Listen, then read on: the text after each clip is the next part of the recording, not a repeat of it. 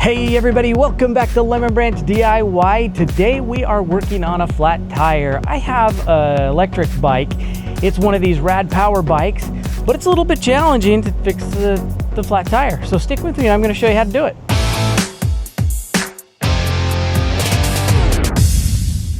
Okay, so the first thing we've got to do is obviously get a couple things so that we can actually fix it. So the tools that we're going to need is an 18mm socket, or you can just use a regular wrench or a socket wrench, any kind of wrench that's going to be able to get two main nuts off of the back.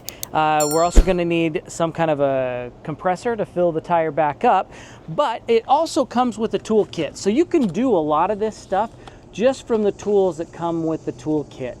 One thing that I added to this toolkit is I bought a tire repair kit as well. So some of these things, and I'll leave a link down in the description down below on some of these things. So you can actually do a patch if you're out and you're riding. You can just get some, they're glueless. They're just a peel and stick patch that you can put on the tube.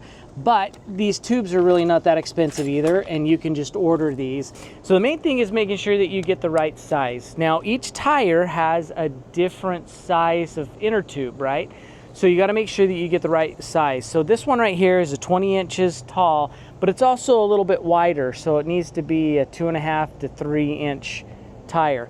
The other thing is with this particular tire, I have the armor in it, the tonneau armor inside, and so it's a little bit different sizing as well, but it shouldn't really matter because once you inflate it, you go to the right proper PSI and it'll all be fine. So this one's a little bit harder to see, but right printed on the sidewall of the tire, you'll see it's a 20 inch by 3 inch wide. So that's the size of tire that we need. Okay, so this is where we need the 18 inch socket, or if you have a wrench, it's an 18 inch, and what we're going to do is we're basically just going to loosen these two main nuts on the side here, and you don't have to go very loose. You just, you don't have to take them off. You just get them loose. So there's one on each side. Okay, so over on this side, here's the nut on this side. So we're just gonna loosen it just a little bit so that we can remove the tire. So the only other thing that we got to pay attention to is you can see that the gears are coming into this side of the spokes here, or into the gears. So all we have to do is we just pull this guy back, and this will release the chain, and then that frees everything up so that we can slide this whole tire mechanism out. The only thing, now that we've loosened the chain up, there's one more little Allen wrench, and it comes in the toolkit, so I'm not sure what size it is, but you just kind of match up this little Allen wrench here, and you can undo this. You got to remove this side off and take this guy out, and I'll show you why. There's a little bracket, so we'll just kind of set those off to the side. There's this little bracket that has to come off on this side, so you just loosen it enough that bracket comes off, and then you've got the disc brake here. We just have to disconnect the motor, and then the whole thing will slide out if you've got it loose enough, and I don't have it loose enough on this side.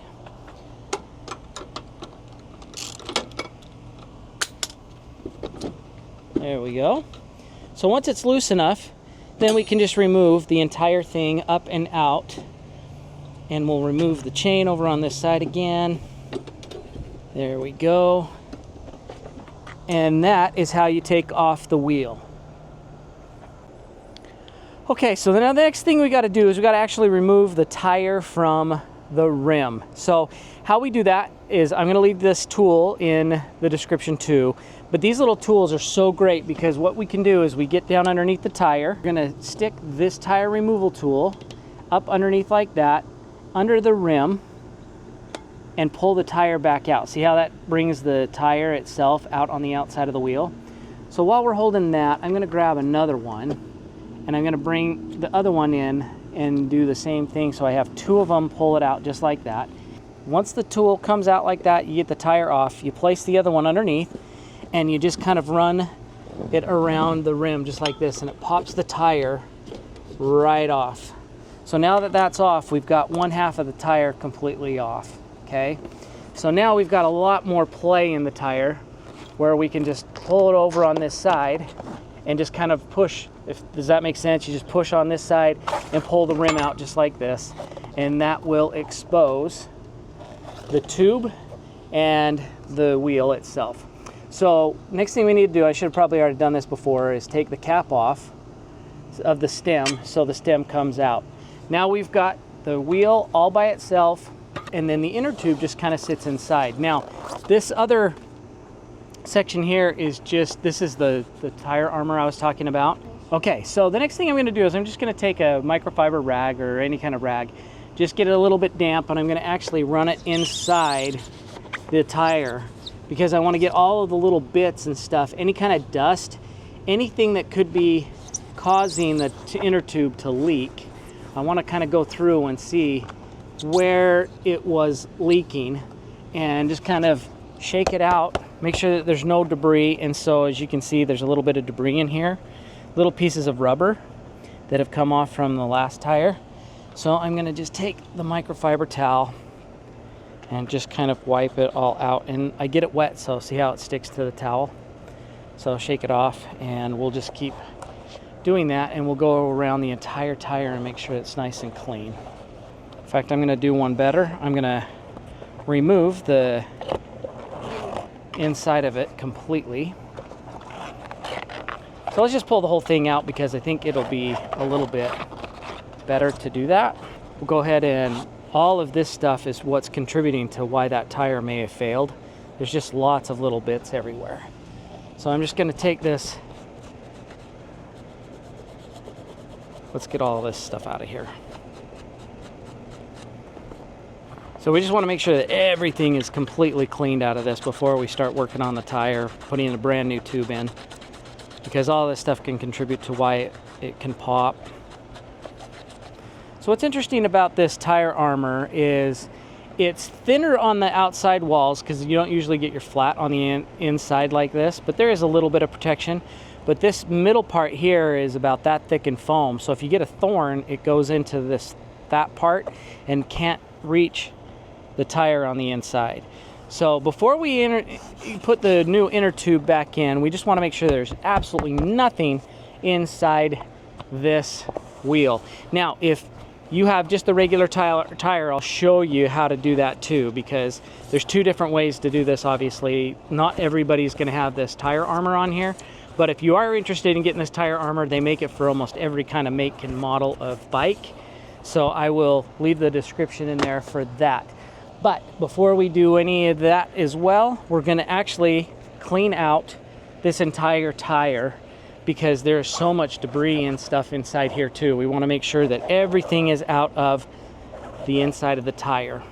All right, so once we get everything cleaned out, the other thing I like to do is I'm going to take my bare hand and I'm going to actually go through and fill everything inside the actual tire, because a lot of times if you can't see if there's like a thorn or something, sometimes you'll see a nail, sometimes you'll see a thorn.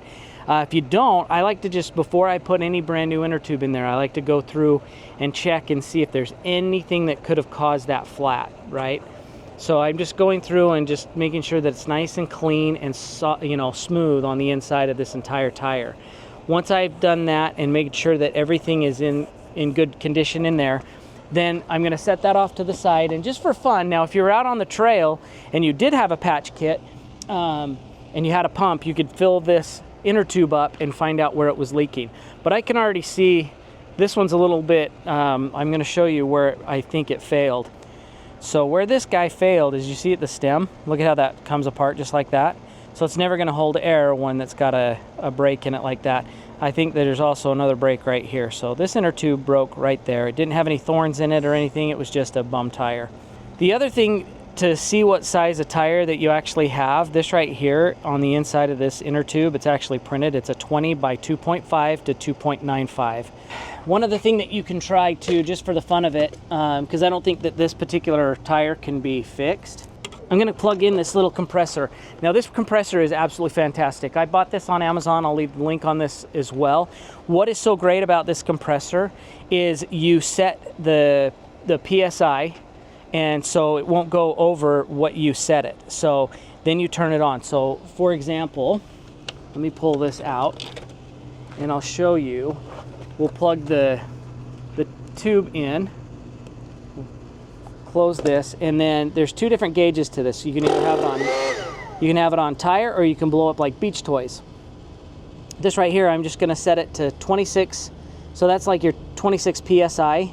So then all I have to do is hit it to tire, and it'll start to inflate this.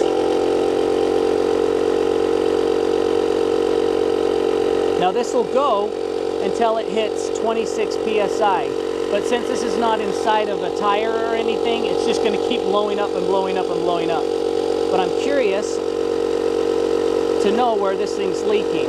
So I'm gonna turn it off right there and undo, and I can already see that's where it's leaking from. It smells like terrible rubber. So that's what's going on with this tire. If there was a puncture, you would hear it, feel it somewhere along the tire here itself. But this tire here failed right at the stem, so there's absolutely nothing you can do to repair that. So we're just gonna toss this to the side, and we're gonna put a brand new tube in. Yeah. Okay, so the new tube, we're just gonna unpackage here. Just kind of undo everything, and it should be printed somewhere 20.25 to 2.95, so I've got the right size of tire. So what we're going to do is we're going to line this up inside the armor and then put it right back into the tire again. So now all we have to do is just get the new inner tube lined up inside the tire, and we're just going to hold on to the stem. So I'm holding the stem on with my fingers so that stays in the out position, or towards the inside of the tire, if I should, you know, if that makes sense. Then I'm just going to kind of go around and push the tire, or the tube, into the tire, and so it's nice and tight in there, just like that. So now that the tire and the tube are together, all we've got to do is put it back on the wheel. So let's go ahead and put it back on the wheel. But before we do that, we're going to do the same thing that we did with the tire, and we'll just make sure everything inside here is clean. And now we can start putting the tire back on. So the trick to this is finding where the stem is, the valve stem, and then on the wheel, finding where the hole is, and then we just need to line up the hole to the valve stem. So let's just go ahead and pop the tire back on the one side. Then we'll flip it around. Okay, so once we get the valve stem in through the hole, I am going to just kind of push it all the way through, just like that. And then to make sure that it doesn't come out, I'm going to take the cap that it came with, and I'm going to put it right back on here so it doesn't come out of the hole. So we'll put that back on. So now we've got the tube and the tire is all done on this other side. Now all we have to do is get it back in on this side.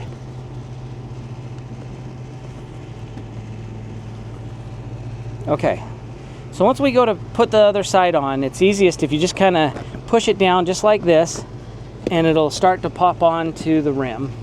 So I'll just use this little tool again. Once we get it all the way around, this is the hardest part. So I'm just going to take this tool, and I'm going to just kind of rock it back into place. We'll just use both tools to pop it into place, just like that. Then once you have it on both sides, hopefully, you just keep using these tools to get it back in, and then once it pops in, we're good. So now we've got the tire on, we've got the inner tube in. So now before we put it on the tire, before we put it back on the bike, I'm gonna actually fill this up to the proper PSI, and then we'll go from there. Okay, so now that we got everything back on, we are gonna just inflate it before we put it on the bike. So I'm just gonna use this amazing compressor, and I'm gonna leave the link in the description. This thing is really awesome because I'm just gonna set it to 25 PSI, and now I don't even have to think about anything else other than I'm just gonna make sure that this goes on, hit that, and then I'm just gonna hit on, and now I just wait for it to get to 25 PSI. And now that we're getting close to 25, it'll shut off right at 25 PSI. So then it just shuts off all on its own, and I love that. So we can just turn it off, pop that off, and then I'm just gonna check and make sure we've got it nice and full. It's ready to go.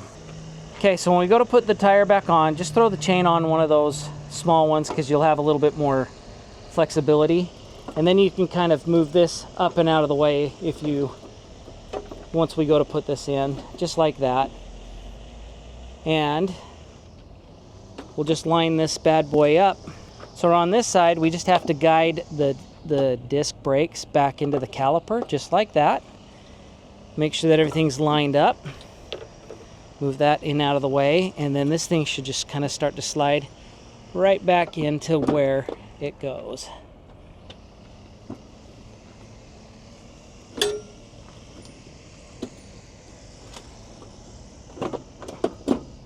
There we go, just like that.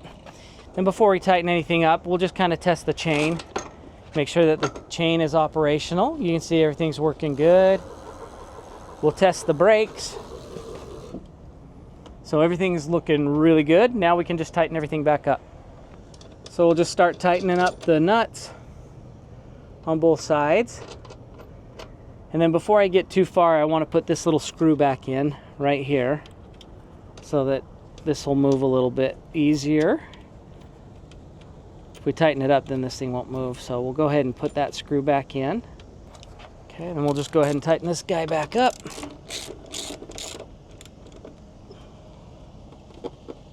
Get that nice and tight. Do that on both sides. And you don't have to get these overly tight. You just want to get them nice and tight. So now with it upside down, like I said, it's a lot easier to just kind of like, just make sure that you've got the chain on. So you've got that on, everything's looking good. And then we'll test the brakes. There we go. So let's just flip this thing back over. Okay, so that's all there is to it. It's really not that difficult of a job. So hopefully you found that, you know, pretty simple and something that you could do. Obviously, I think that the hardest part is probably getting the tire back on the rim. But other than that, it actually goes pretty quick, and it kind of scares you a little bit because you see all the gears and everything, and like, oh my gosh, what am I going to do? It just slips right out, no big deal. So thank you so much for joining us. If you did like this, make sure you hit that like button. Don't forget to hit the subscribe button because we always have all kinds of stuff coming out. And if there's something that you haven't seen me tackle that you wish I would, you know, leave me a comment down below so that I can know what it is that you guys are looking for and what you need, and if there's something that you'd like me to fix. So thanks again for watching, and we'll see you on the next video.